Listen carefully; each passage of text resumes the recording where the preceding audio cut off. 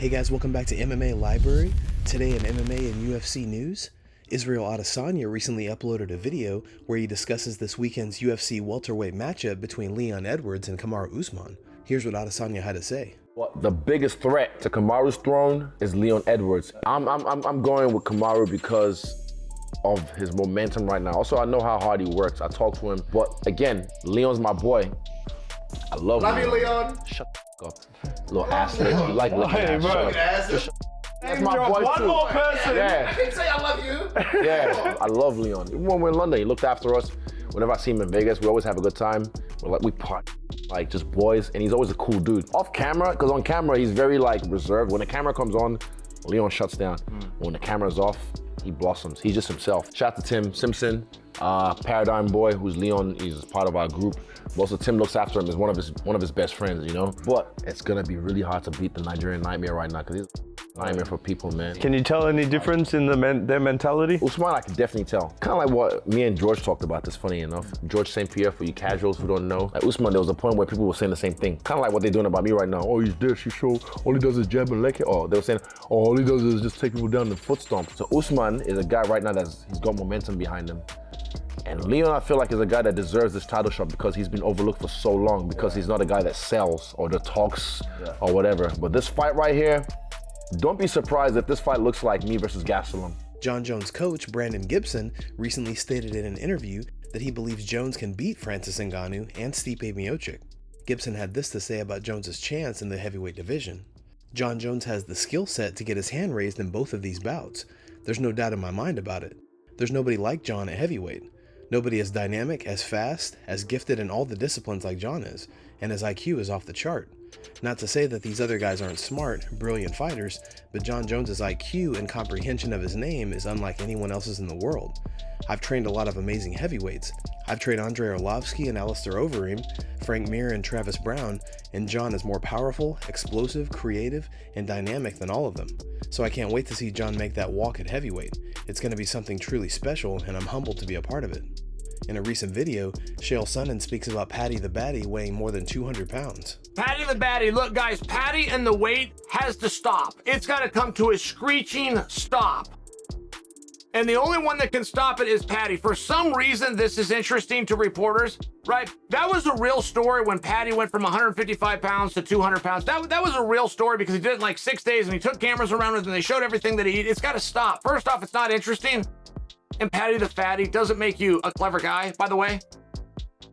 And for Paddy to continue to be painted by the same, I read an article today, but I've read one every single week since the first piece came out about how Paddy likes to eat, not show up to practice and take his eye off the ball for a couple of weeks after a fight. It was interesting then, it's not now, it's got to stop. There's too many interesting things for Paddy.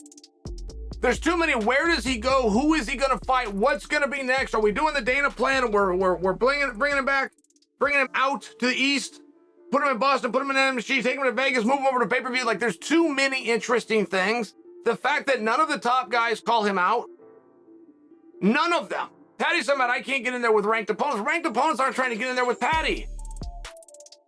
And Paddy hasn't fully served himself. For Paddy to come out and say a name would be helpful. Either way, the Paddy and the weight has got to stop.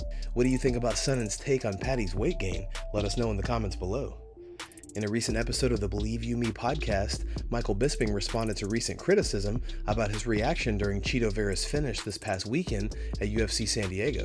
Bisping has since claimed that he was not favoring anyone, and his reaction was due to the nature of the finish at the end of the fight.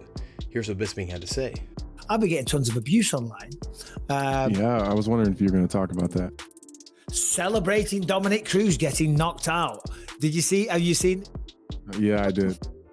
Well, it's an unfair categorization of it because the shot is DC looking like someone killed his dog, and then you're jumping out of your seat. But it's clear that like Dominic and DC are tight and they really rib each other a bunch. And but you're reacting to just a crazy knockout. Yes. Like, I'm not celebrating. Fair, I don't mean to take this knocked out. Go on. I don't mean to take this too far, but like I just get the vibe that you don't give enough about Dominic one way or the other to be excited or happy if he wins or loses. It's just you're reacting to what's happening in the moment with the action of the fight. It's not Chito's friend won or like your friend won and DC's friend lost. It's not like that. Not like that at all. No, I mean, I've worked with Dominic now since, I want to say 2012. Do you know what I mean? So we are friends. You know what I mean? We're not buddy, but we're friends. You know what I mean? We've hung out plenty of times. And I'm friends with Chito. And actually, I had this conversation with Dominic going into the fight. I said, listen, it's made the best man win. Dominick Cruz has recently issued a statement about his recent loss to Chito Vera at UFC San Diego this past weekend. I'm so grateful to all of you who came out on Saturday and for all the love and support here. The body feels great, and I'm thankful for my health. I'll be seeing you all next up on September 10th at the desk. It's unsure what's next for the former bantamweight champion, as Cruz said before the fight he was only fighting to become a champ again. With the loss, it seems like a title fight is now out of reach for the near future. What do you guys think? Is it time for Cruz to retire? In a recent interview with Ariel Helwani, Demetrious Johnson gave his opinion on Nate Diaz's upcoming fight against Khamzat Chimaev and what's next for Diaz. Here's what Johnson had to say. When you saw the Nate thing, what did you think? Like, this is a legend, and before you leave, we're gonna literally feed you. I think he'll be fine. I think he'll be fine. If he goes out there in shape, I mean, it's a tough fight, right? Because I remember what Rory did to him, right? A lot of people like to forget, right? Yeah. But the thing I love about Nate is he doesn't give a damn, right? I mean, Nate Diaz lost his fight. He goes, I won that fight. And everyone's like, yeah, you won that fight, Nate. Right. He didn't lose that fight. Hey, sure, dog, change that damn thing. So at the end of the day, it's all based on perception and your mindset, right? Right. You know, you can go out there and lose a fight, and you can let that loss really affect your day-to-day life. Or you go out there and if you lose, you can be like, hey, I lost. It is what it is. Go back home and fix things and get back in there for another fight. So I think for him, regardless of whatever he does, if he loses, I'm sure he can angle a fight from Jake Paul, make more money than he did in a Jake Paul fight than he will in the UFC. Or, I mean, he go to bare knuckle fighting. There's opportunities for athletes to go out there and make money if you have a good name. What do you think about Johnson's remarks? And what do you think is next for Nate Diaz when he leaves the UFC? Let us know in the comment section below.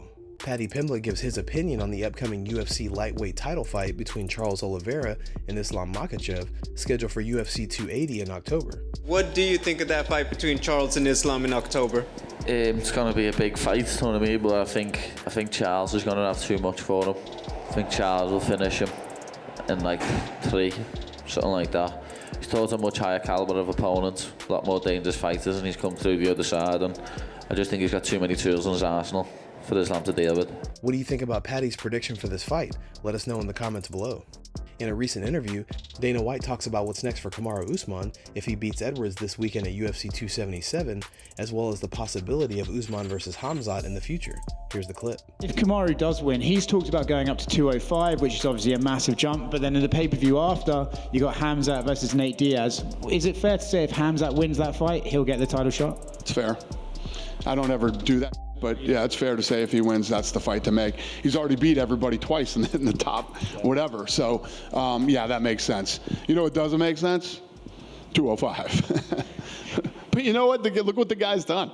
He said, I want to go fight at 205. What am I going to do? What am I going to tell him, right?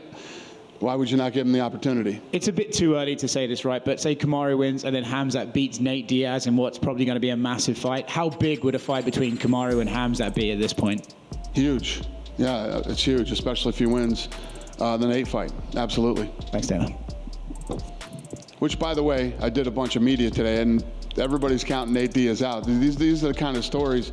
It's almost like you were just saying to me earlier. It's like people are counting Leon Edwards out. You can't count anybody out. Look at what happened here tonight with some of the underdogs. In this sport, man, you never know what's going to happen.